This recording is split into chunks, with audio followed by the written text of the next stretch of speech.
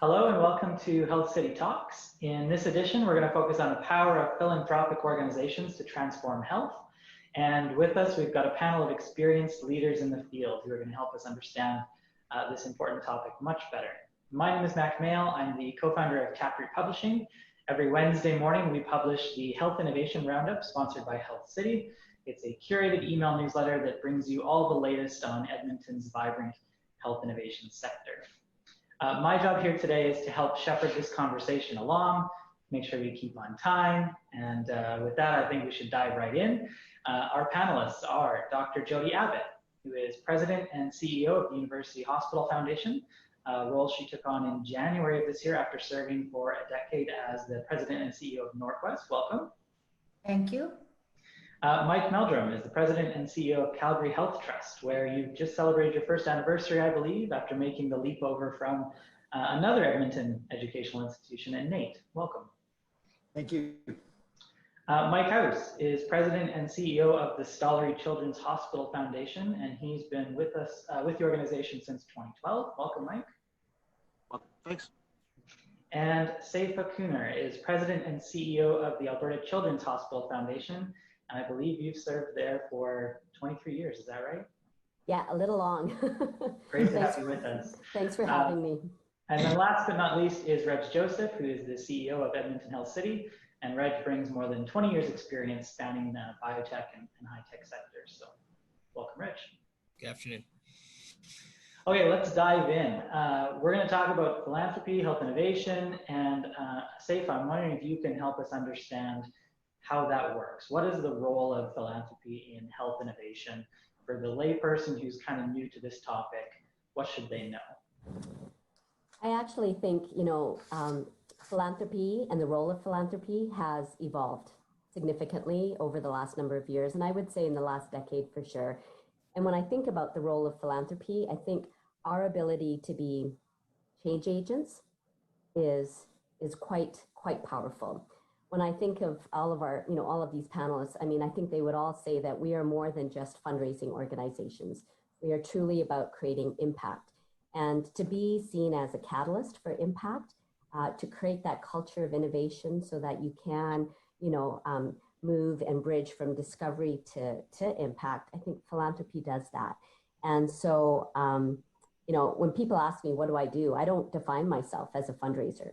I truly talk about our role as being change agents, of being catalysts, of conveners to create impact. And in the world of children's health, and Mike House would say the same, we're all about creating, better futures and better lives for children.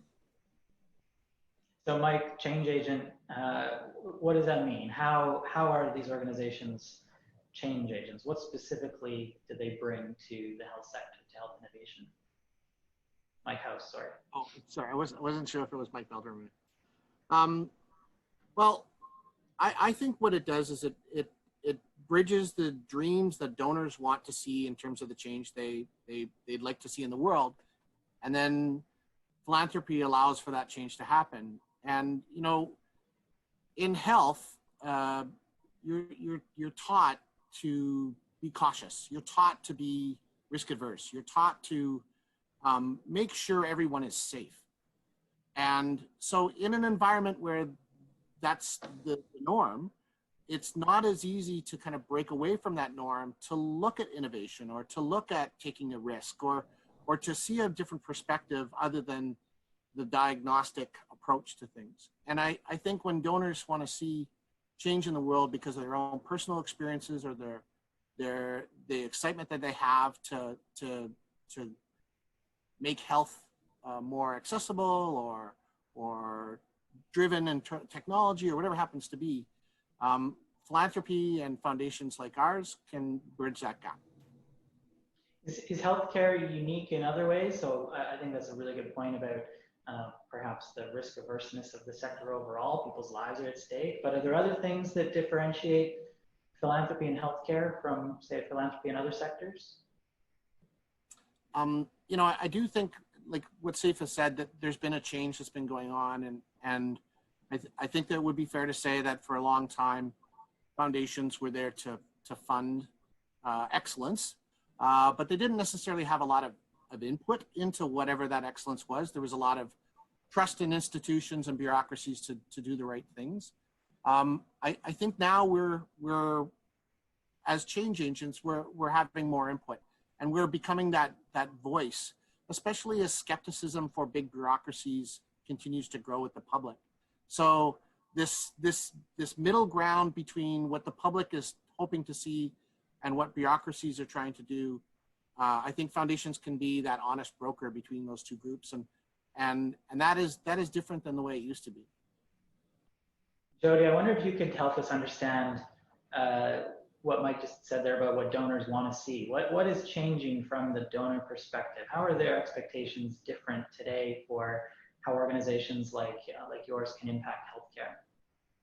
So I think, first of all, we're seeing a shift in who our donors are. I mean, we're seeing a wealth transfer, and that's important for us to pay attention to. I would also say that we are seeing emerging philanthropists who are interested in not just supporting a cause, but truly having an impact. So a social impact, an economic impact.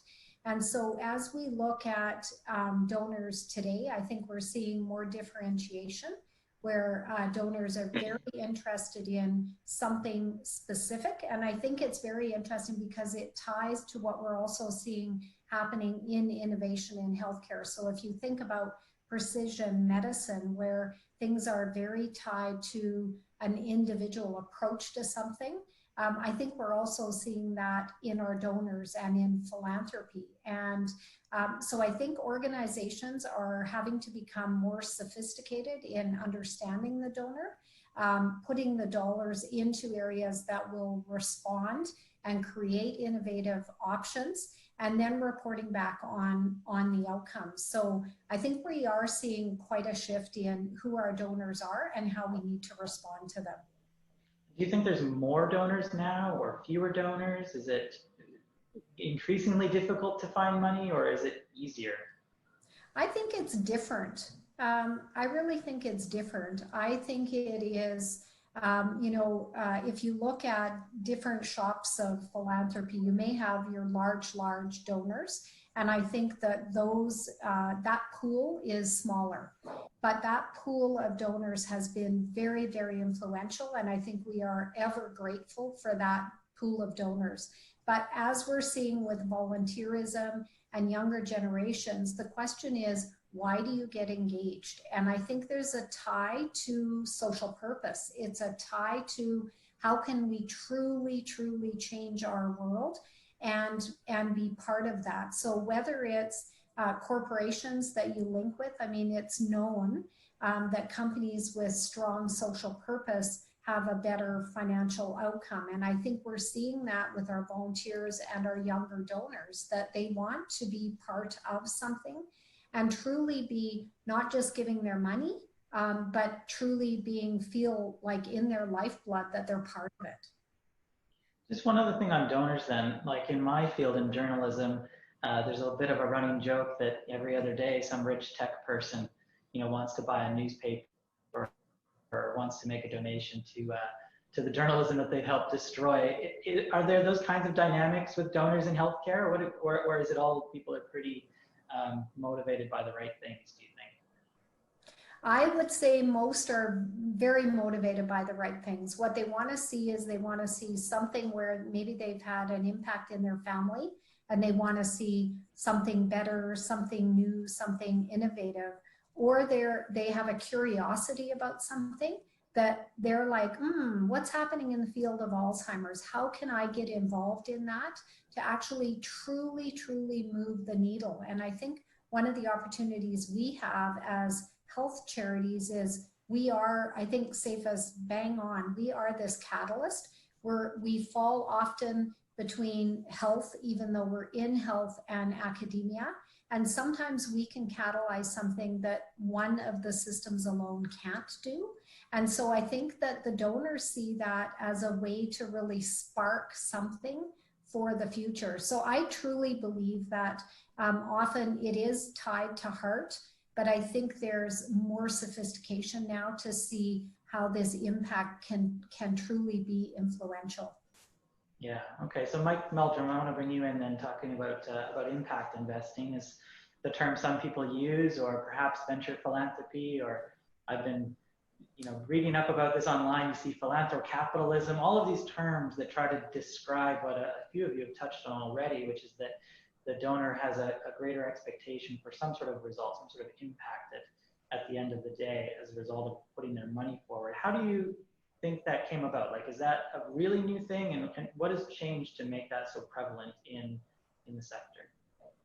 Yeah, so I think it has been a gradual change, but it's been significant. I think it comes back to the that we've alluded to a little bit, that donors have changed a little bit, and they're wanting to see, well, and a lot.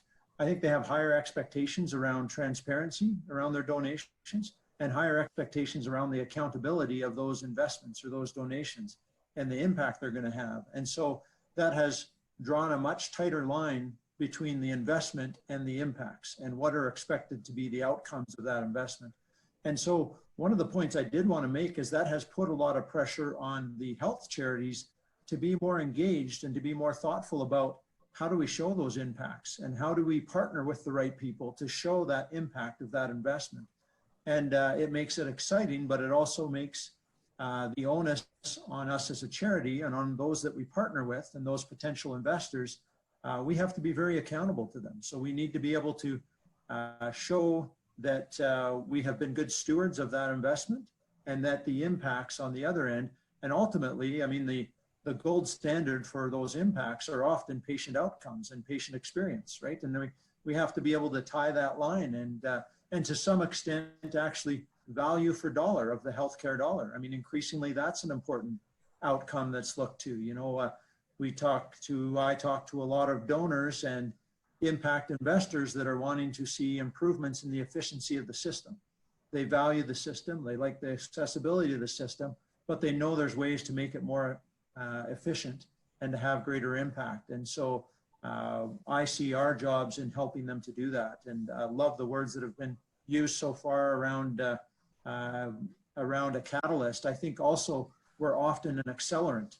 We sort of speed up the adoption of innovation. And so, yeah, those are a few thoughts I have. How do you think about impact, not in terms of patient outcome, which is obviously critical and kind of the reason all of this happens, but in terms of you making an investment as an organization into an innovation that you think might have some financial return as well, so that can be reinvested? That seems like an increasingly popular model, maybe taken from venture capital or capitalism, not the for-profit sector. Is that a key driver now? And how does that change how you choose what to invest in? Yeah. So I think that all of those things are true, and that landscape that you described is accurate. There's risk in all of these things. So I think increasingly we're having to manage sort of what's the risk and sort of taking a shot at something in specific that's going to have those outcomes.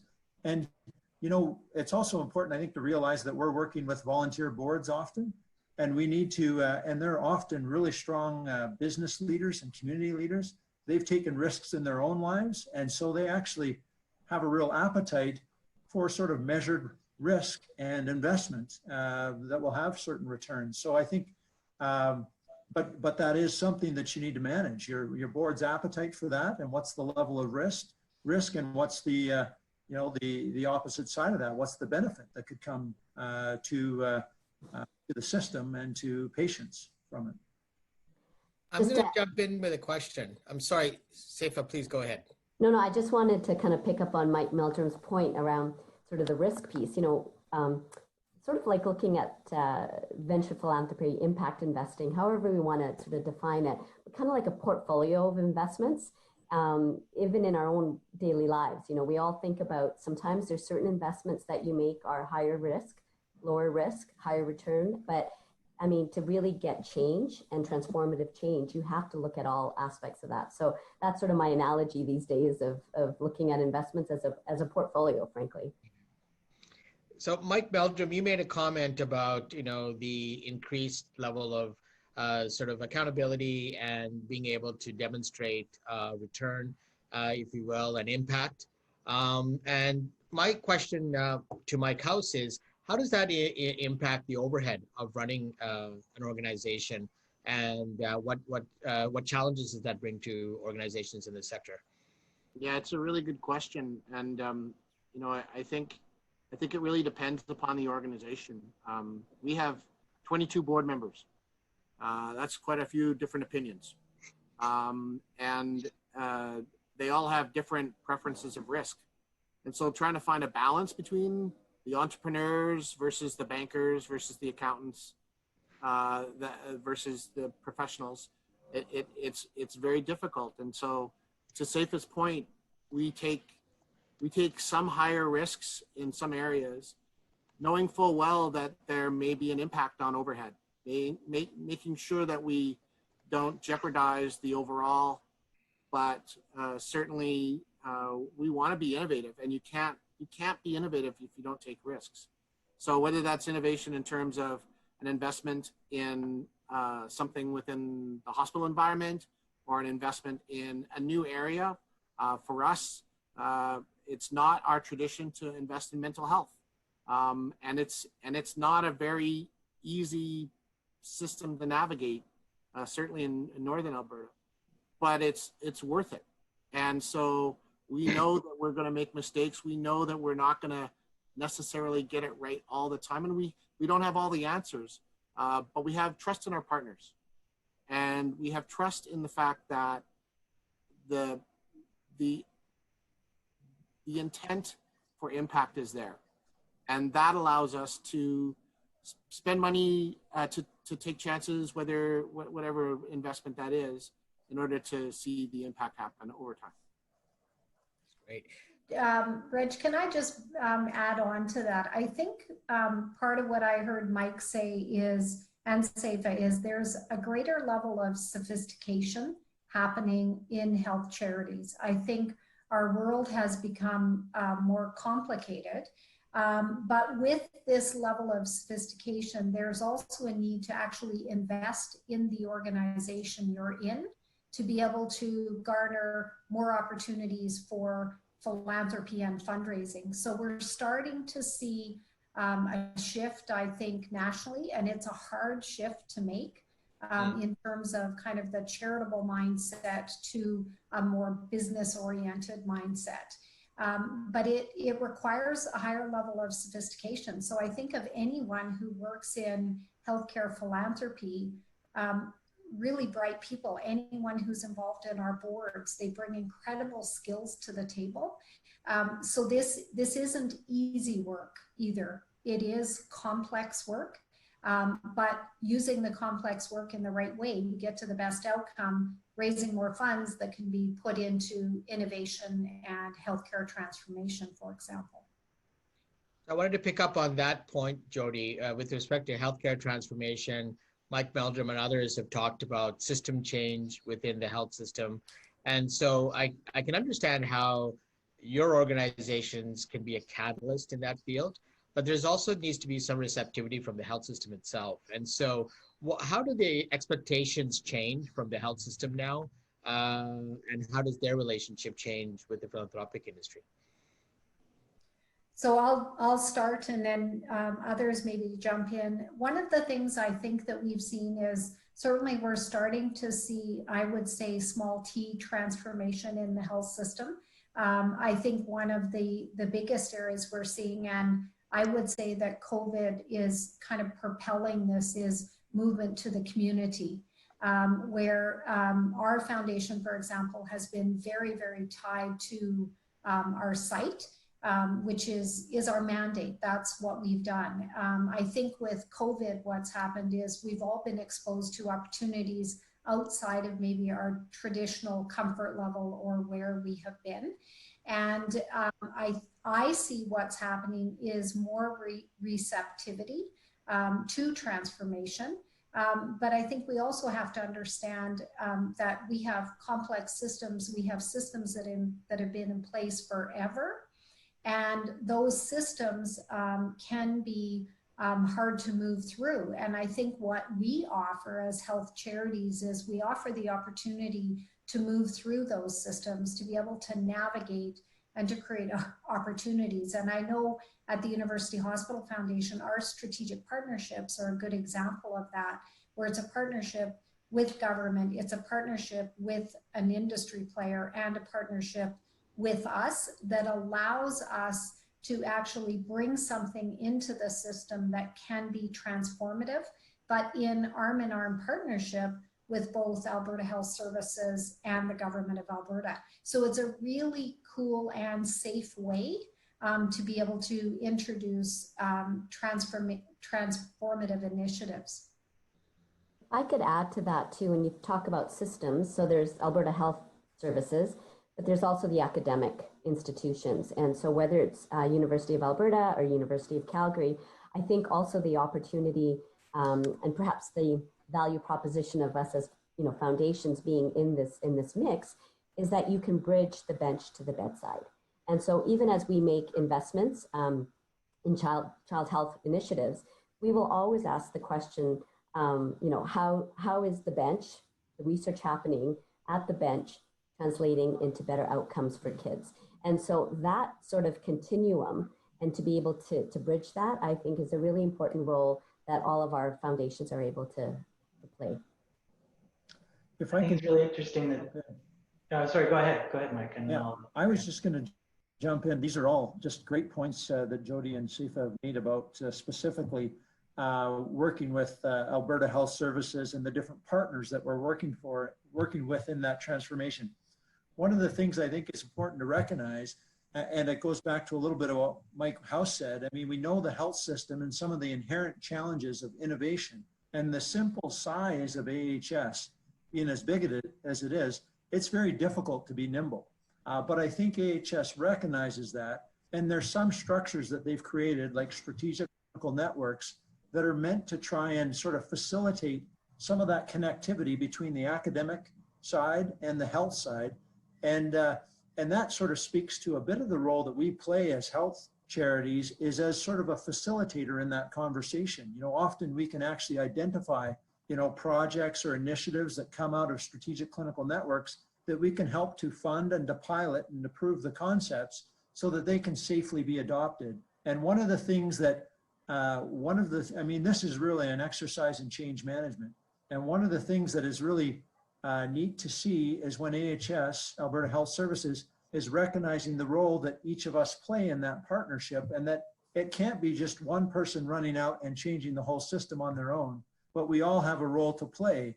And so I think that I've seen real improvement and real progress in that sort of collaboration that needs to happen in order to see those innovations adopted and implemented. And I'm not saying we're firing on all cylinders for sure, because I think there's a long ways to go, but I think that there's the right things happening, right? Do you see resistance to this? Like, are there folks who aren't on side with having organizations like yours play that kind of a role? Maybe Mike House, do you want to jump in? Yeah, I think that it's fair to say that there are people that are more open to change than others. But one of the things that's really interesting is that as government funding for healthcare diminishes, the appetite to partner in unique and special ways goes up. Yeah. And not just at your site, but across sites and across the system itself. And you start thinking about, the aspirations of what the system could be. And I think that's what we're doing, is we're raising the sights about what it could be, and we're bringing resources to the table. We're asking different questions than have ever been asked before, and our curiousness, and I think the spirit of wanting to try to help through donor support and through ultimately trying to make Alberta a healthier place to live. That spirit is what is shifting the perception of, well, what does change mean to me? For sure there's resistance, but I think it's improving. I was just going to add that I think that I sort of laughed when you said, is there resistance? Because I think my job is to find the people that aren't resistant and to talk to those people. And that's probably who most of us talk to most of the time, is the people that see a future and have a real vision for the changes in healthcare and how it can be transformed and how ultimately patient experience and patient care can be improved. So we're pretty selective in who we have conversations with. To make sure you use those dollars wisely. So a lot of you are talking about partnerships and collaborations and connecting dots and being a bridge. I think it's really interesting. I think there's this notion in popular culture that innovations come from some genius having a light bulb moment, and in reality, it's often a collaboration that leads to those things, and they're often incremental, right? They happen over time, and the change compounds into something really meaningful. How do your organizations choose who to partner with?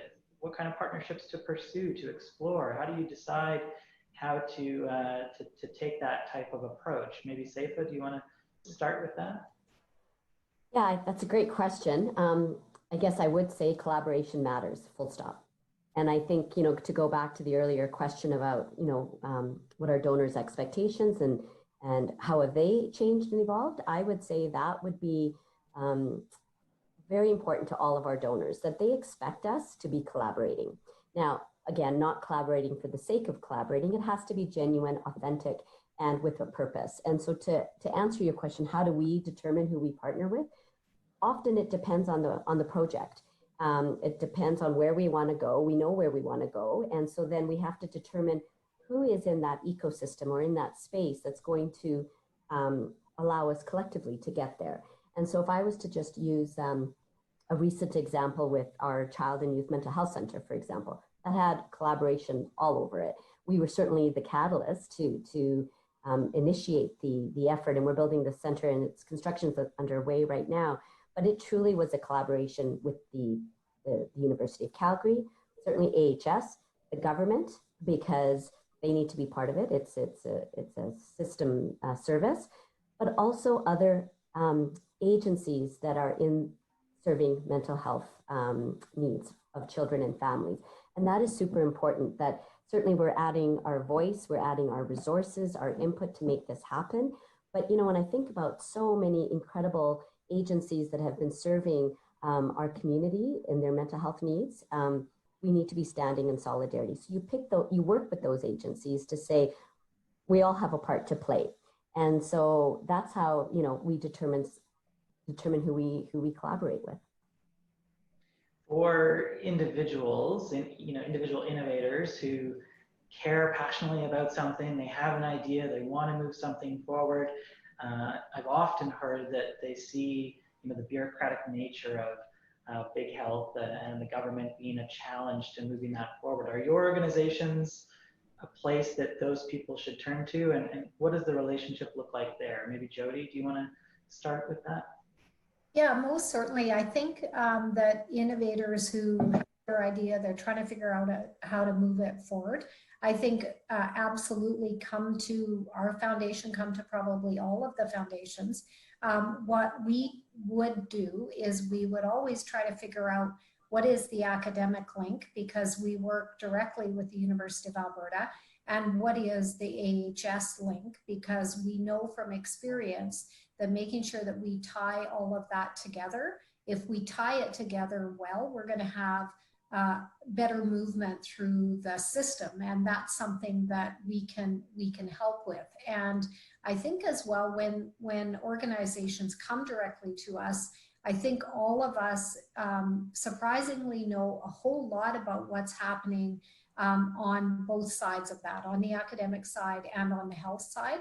And so it may not be an obvious, oh yeah, that fits there, but it's how do you tie all the dots together, and then you go back in your memory bank and go, oh yeah, I remember conversation with the Sue about X, and you can then start to knit those threads together.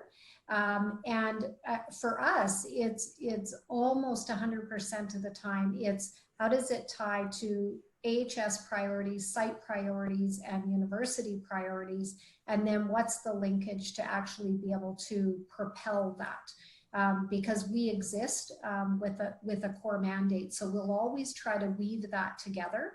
And I would also say, if there is no direct linkage, because of the connections that all the foundations have, there might be a new connection that can be made for that individual.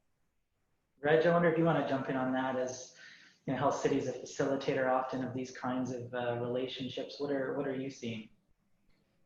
Well, I mean, from a Health City perspective, we look to our philanthropic partners as almost a first stop when we're looking at innovation within the health system, because they're actually very well connected, both on the health system side as well as with external partners. And so when we're looking to move a certain initiative forward, it's a great checkpoint for us to check in with our philanthropic partners to see, how does this initiative that Health City is trying to drive, how does that connect in with the initiatives either in academia, in the health system, but also how does that resonate with the donor pool? Because from our perspective, they're also the industry champions as well. And so, making sure that we're aligned on that front in terms of our vision and goal setting, it's great. And then, of course, working with the philanthropic organizations have always been a pleasure for us, just because we see strong alignment.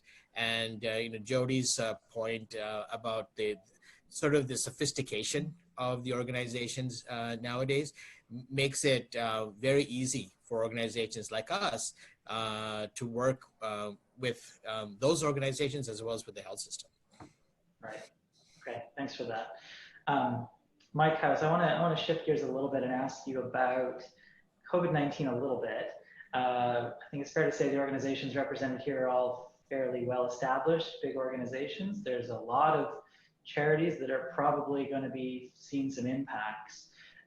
What are you seeing? What do you think is going to be the impact of the pandemic? Maybe there's some positive things to come out of this, but also, potentially some downsides. Yeah, I think I'd probably answer that question sort of in the short, middle, and long term. So in the short term, I think when the pandemic happened, there were a lot of charities where the revenues dried up. And it didn't dry up forever, but it did dry up probably for a large part of April.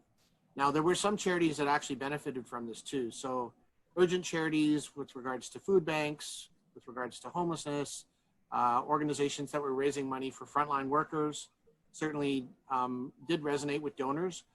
But if you think of the population, safety was very, very prevalent in terms of what the focus was. I think over time, because of the good work that charities do, connecting with their donors, sharing impact, being true to the mission that they have established, donors will come back and return and support those organizations. But one of the things that has happened with COVID is it has exposed charities to being incredibly vulnerable to vagaries in the way that things happen. So we're so dedicated to creating impact that sometimes we don't protect ourselves from what might happen. So it leaves us exposed to cash flow, or it leaves us exposed to the stretching of thinness of our staff, because we're trying to always pour it back into making a difference in the lives of the people we're serving. And so I think there will be a shift. I hope that there will be a shift, a focus away from strictly being so sensitive about what the cost to raise a dollar is, and more long-term around what is the sustainable way to keep these charities going and ultimately benefit society. I also think from a positive standpoint, it has forced all of us to think about, what do we do? How are we doing it? Does it make sense? Are we using our dollars appropriately? Are we seeing opportunities? I know for us, it's not just about cost restructuring. It's also about what opportunities exist to generate revenue in a different way, to think about things in a different way.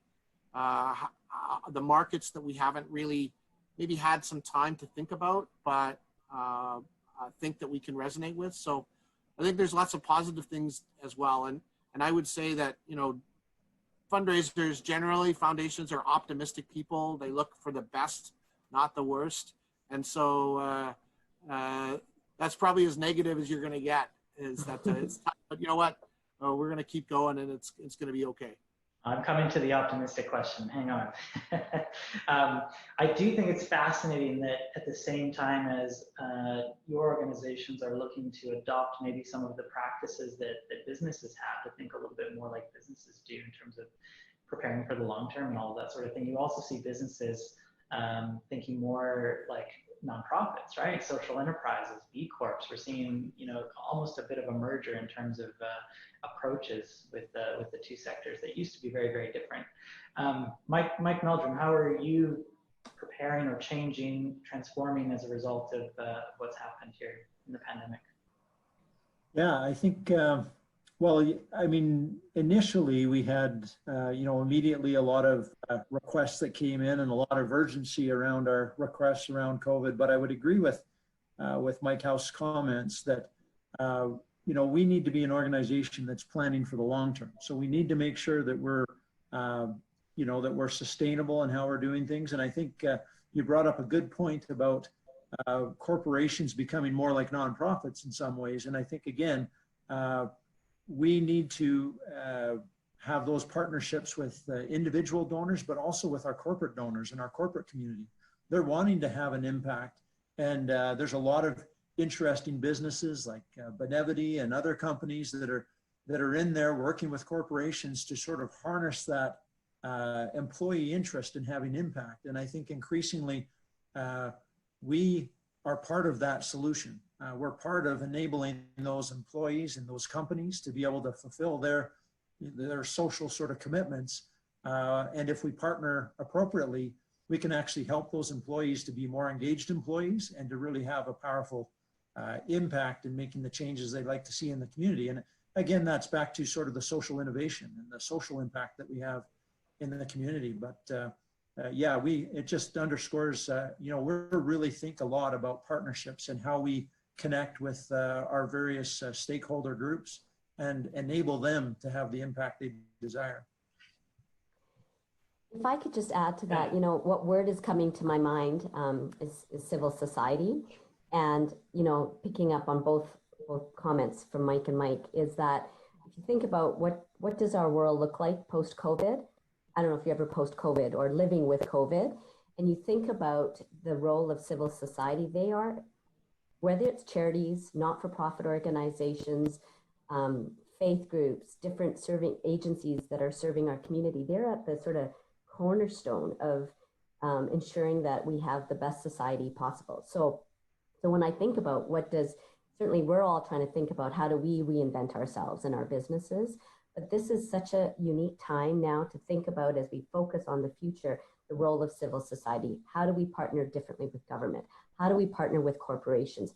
How do we partner with all of these agencies to create change? And it's just, to me, that's maybe the optimist in me too, and the opportunity to truly transform together. So we're rapidly coming to the end of our time, and I do want to give each of you an opportunity to share a little bit of that optimism. So I'm hearing around the power of the organizations to transform health. There's a lot about collaboration and partnership. There's a shift in terms of serving more sophisticated donors, thinking about the longer term, changing the way that you bring in revenue. I think there's just some really interesting things you've all touched on today about the impact that your organizations can have. So to close, I want to ask each of you, what do you see on the horizon? What are you looking forward to? Maybe a change that is not quite there yet, or something that you think is coming down the pipe that could further move along innovation in healthcare. And if we could, I'd like to start with you, Jody. Sure. One of the things, I think it ties back a bit to COVID, where this has kind of narrowed in and tightened for me, is through COVID, health has been top of mind for absolutely everyone. And I think in the past, health has been seen as a social construct, not an economic driver. And with COVID, we see how the economy has been impacted by disease, worry of disease, management of disease, etc. And so if you take that into the charitable world, into our world, I look at it as, how does our health charity become that economic driver? So is it through innovation? Is it through movement to the community? Is it through how we manage our organization? And so I look at it as we are in no better time than to be part of a health charity, because never before has the spotlight been so in front of us in healthcare. And so what if our charities were involved in, participating and fueling innovation? Innovation creates jobs, jobs create economy. So I see us in a very different time than being seen only as a social construct or a kind of public service area. So I see real opportunity there by a significant reframe. Okay, Mike, Meldrum, you want to go next? Sure. I'm just trying to pick which one I wanted to highlight here. A few things have come through my mind, but I would say one of the things that I'm going to be interested in and the innovation associated is that the whole space around virtual health. I think, we can just see lots of pieces from different apps and mental health apps and different types of apps right through to Babylon and other products that are out there. I think that there's a lot of innovation, a lot of changes in that space that I can see being part of the future of healthcare. And then I marry that idea of that virtual health with the sort of precision medicine idea, the idea that, by better understanding the individual and their genome and their history, you're able to be more specific and efficient in diagnosing and treating. I think that there's just a ton that can come together and a lot of new space that we can explore. And so my message would be, I certainly don't know what that all looks like in the future, but I think you see a lot of willing partners to sort of figure that out. And so we're open for those innovations that might lead us forward there. Okay, that's a great message. Mike House. One of the things that I hope we move towards is a system where we actually prevent getting sick in the first place. We're such an interventionist system. We deal really well with the problem once it happens. But imagine if we didn't have sick people to begin with. And I would hope that while we're investing time, energy, resources into making sure that people who are ill, who are sick, are getting the best care possible, that we also focus a little bit more balance on keeping people out of the hospital in the first place. And that, by the way, speaks to what foundations can do about asking a different question. Because if you're asking somebody in a hospital, that wouldn't come to mind because their whole purpose is to intervene once they're there. So I'm glad that we live in a province where we have one health authority because they are looking at that question in a bigger, broader way versus other jurisdictions that are sort of more piecemeal. But to me, that I think is something I hope our system moves towards, is preventing people from using the system in the first place. Yeah, definitely. I think that's a great point too, that you're in a space where you can ask that slightly different but important question. Saifa, do you want to share your thoughts? Yeah, I think all of these thoughts are great. I do think sort of our role about how, funding across our continuum into that prevention promotion space, but in the community. And when the community actually thinks of hospital foundations, just by virtue of our name, you think of us as acute care based, funding the intervention, as Mike said. But I really think that, we should be thinking certainly beyond the walls of our foundations, which many of us are. But this is the time to truly break down those silos and say, let's look at everything from prevention, promotion, care in the hospital, and then care in the community. And I think COVID, in many respects, is going to give us that opportunity to expand that conversation. Well, don't waste a good crisis, I suppose, is the old saying. And there's, of course, lots of opportunity to look on the bright side, as you've all done, and identify the strengths that you bring to the table to be able to positively impact healthcare and to transform it, as we talked about in this episode. Reg, anything you wanted to close with? Yeah, you know what? I'll throw in here, and I'm really excited to have this conversation, but I'm also very excited about the fact that I think this catalytic role that I think each of you spoke about, that the philanthropic sector can truly play, is going to be really transformational in our health system. And I think we all know that the approach to health right now needs to change. Because the face of disease has changed and the challenges have changed. And I think that the philanthropic organizations are on the forefront. And so leading that change, being a little bit of those risk takers, but being backed by the donors that are looking for that transformation, I think we're about to embark on a real exciting time led by your organizations. Well, I want to thank each of you for sharing your thoughts and your experience today to help us understand this topic a little bit better. I think, as Reg has said, there's a pretty exciting future ahead for philanthropic organizations in healthcare. So Dr. Jodi Abbott, Mike House, Mike Meldrum, Saifa Koonar, thank you so much for joining us today. Reg and the team at Health City, thanks for hosting this conversation once again. To all of you watching or listening, you can find more Health City Talks at edmontonhealthcity.ca. And you can read all about the amazing things happening in innovation in health in Edmonton at taprootedmonton.ca. Thanks so much. Thanks for having us. Thank you.